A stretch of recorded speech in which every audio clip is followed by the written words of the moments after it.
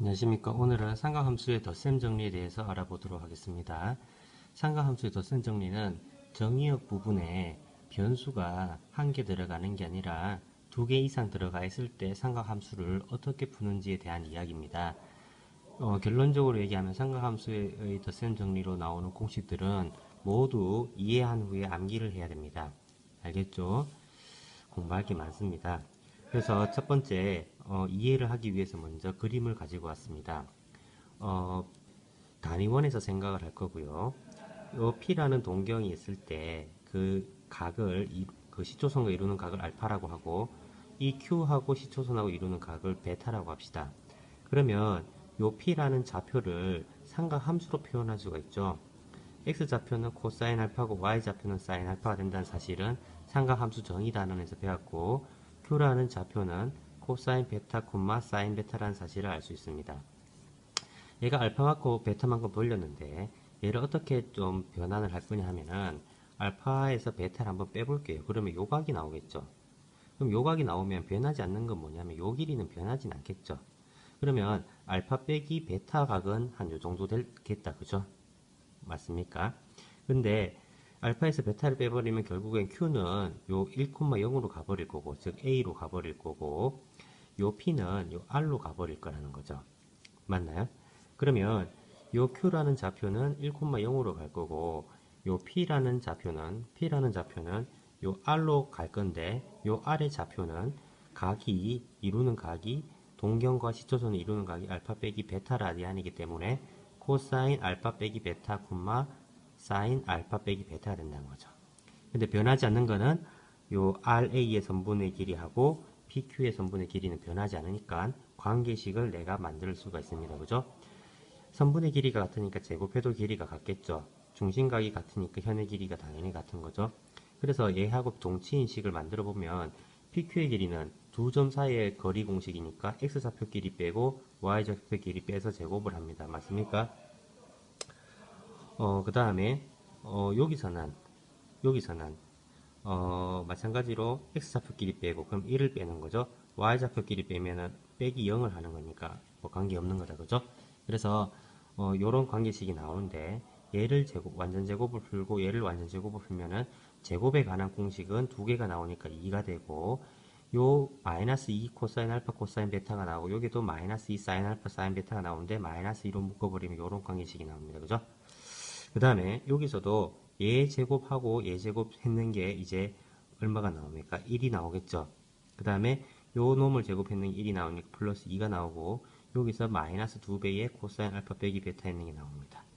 그래서 이 2를 이렇게 소거를 해버리면은 남는 게 어떻게 되냐? 마이너스 2도 소거를 해버리면은 약분을 하면은 요 코사인 알파가 요거죠. 코사인 알파가 코사인 알파 코사인 베타 더하기 사인 알파 사인 베타가 된다는 뜻입니다. 맞나요? 이때 베타 대신에 마이너스 베타를 한번 대입해 봅시다. 베타 대신에 마이너스 베타를 대입하면 여기도 마이너스 베타 대입하고 여기서 마이너스 베타 대입이죠. 근데 여기서 마이너스 베타를 대입해 버리면은 코사인은 우함수기 때문에 그냥 코사인 베타가 될 거고 여기 마이너스 베타를 대면 사인은 기함수니까 마이너스 이렇게 앞으로 나오게 됩니다. 그래서 코사인 알파 더하기 코사인 알파 더하기 베타는 이렇게 부호가 반대가 되고 코사인 마이너스 코사인 알파 빼기 베타는 이렇게 플러스가 된다는 사실을 알 수가 있습니다.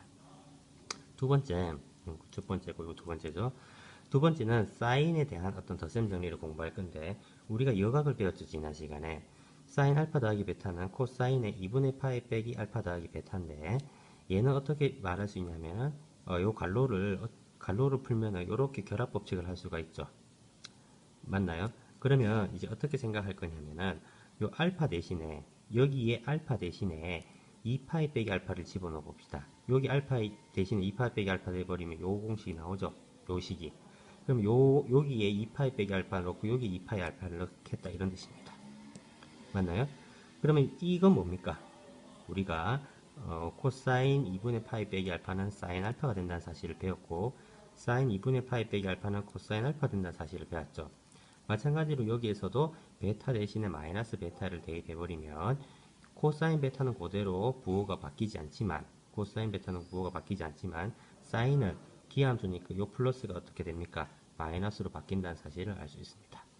그래서 요 사인 덧셈 정리도 외워줘야 돼요. 자, 세 번째, 탄젠트 알파 더하기 베타. 그러면 탄젠트의 정의는 코사인 분의 사인이죠. 그 다음에 코사인 덧셈 정리하고 사인 덧셈 정리는 이미 배웠으니까 이렇게 전개를 합니다. 그 다음에 코사인 알파하고 코사인 베타를 0이 아닐 때 나눠줍니다. 나눠줘 버리면은 코사인 알파, 코사인 베타는 이거는 1이 돼버리죠. 똑같은 거니까. 그 다음에 얘는 코사인 알파 분의 사인 알파, 코사인 베타 분의 사인 베타가 되고, 얘는 코사인 알파 분의 사인 알파가 되고, 얘는 코사인 베타 분의 사인 베타가 되겠죠. 약분이 되니까. 맞죠? 그러면 얘는 탄젠트의 정리에서 탄젠트 알파, 탄젠트 베타, 탄젠트 알파, 탄젠트 베타 이렇게 바뀔 수 있습니다. 마찬가지로 요 베타 대신에 마이너스 베타를 한번 다 집어넣어 봐요. 어떻게 될까요? 탄젠트는 기함수기 때문에 요 부호가 어떻게 될까요? 네, 마이너스가 되겠죠. 그 다음에 요 마이너스 부호는 이렇게 플러스가 된다는 사실을 알 수 있습니다. 그래서 총 네모 박스를 6개 쳤는데 이해를 하고 외워줘야 됩니다. 그 다음에 만약에 이 베타가 알파라면 2알파가 되겠죠. 맞나요?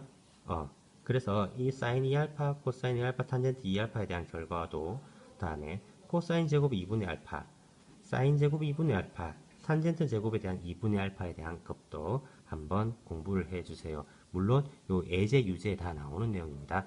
그래서 요 결과도 무조건 알아두세요.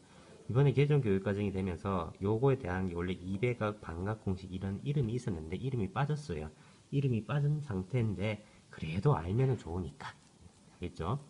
일단 좀 많이 활용되는 거 한번 볼 건데요. 두 직선 또는 선분이 이루는 각에 대해서 한번 알아보겠습니다. 보통 우리가 직선이 이루는 각은 애각으로 간주를 하기 때문에 애각으로 간주를 합니다. 근데 이 각의 크기를 기하적으로 구하면 제일 좋죠.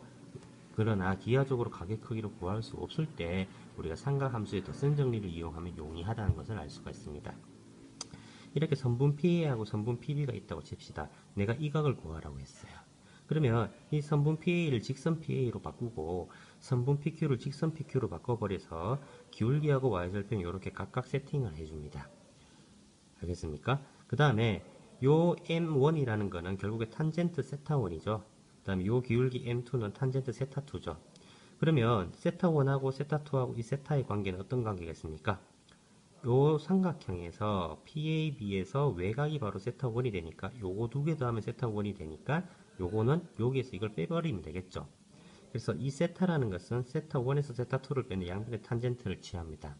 근데 일반적으로 이 세타는 애각이니까 요거 두 개를 뺐을 때 애각이 나와야 되죠. 애각이라는 것은 일사분면각이니까 탄젠트가 음수가 되면 안 되죠.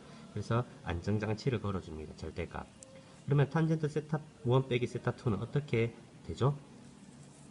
기억납니까? 여기 세타 1이고 세타 2로 한다면 요 공식이 나오겠죠. 근데 이미 탄젠트 값을 내가 기울기로 세팅을 했으니까 이렇게 M1과 M2 이렇게 기울기로 세팅을 했다라는 뜻입니다. 아시겠습니까? 그 다음에 이런 것들이 도대체 어디에 활용이 되는지 한번 예를 들어서 한번 봅시다. 2014년도 6월 평가원 문제인데요. 원이 있습니다. 원이 있고 OAB라는 삼각형이 있고 OCB라는 삼각형이 있습니다. 만약에 ABC라는 삼각형의 넓이가 2라고 했을 때 요 각에 대한 사인 값을 물었어요. 자, 한번 계산해보고 멈췄다가 한번 풀어봅시다. 시작하세요. 네, 풀었다고 치고 한번 보면은 자, 그림하고 같이 봅시다. 그러면 요 중심각이 세타니까 ACB는 원주각이기 때문에 2분의 세타가 되겠죠. 그 다음에 삼각형 ABC의 길이가 ABC의 넓이가 2라고 했으니까 요 각에 대한 사인 값을 계산할 수 있다는 거예요. 맞나요? 4 곱하기 3 곱하기 사인 2각을 해버리면, 사인 2각의 반을 해버리면 넓이가 되죠? 맞죠? 그래서 이 2라는 값은 2분의 1 곱하기 한 변의 길이 또 한 변의 길이 긴 각의 사인 값. 그래서 사인 2분의 세타는 3분의 1이 됩니다. 그럼 사인 2분의 세타가 3분의 1이 되니까 코사인 2분의 세타를 구할 수가 있어요. 제곱 공식을 이용하면은. 맞죠? 사인 제곱 2분의 세타 더하기 코사인 제곱 2분의 세타가 1이니까 걔를 이항해서 제곱근 취해주면 되겠죠. 왜냐하면 세타는 이미 0과 파이 사이죠. 이 중심각이 아무리 커봤자 180도를 증가할 수는 없겠죠. 삼각형에서. 그래서 세타가 0과 파이 사이니까 2분의 세타는 0과 2분의 파이 사이니까 1사분면 각이라서 무조건 양수가 됩니다. 그래서 요 마이너스가 안 나오는 거예요. 그래서 사인 2분의 세타를 구해있는 요 놈을 여기 딱 집어넣어 버리면은 코사인 2분의 세타가 3분의 2 루트 2가 되죠. 그 다음에 사인 세타는 아까 전에 선생님이 아까 해보라 했던 여기에서 계산해 보면은 2 사인 2분의 세타 코사인 2분의 세타가 나와요. 그래서 아까 구했던 사인 2분의 세타의 값과 코사인 2분의 세타의 값을 각각 집어넣어 버리면 사인 세타의 값이 나온다라는 사실을 알 수 있습니다. 아시겠죠?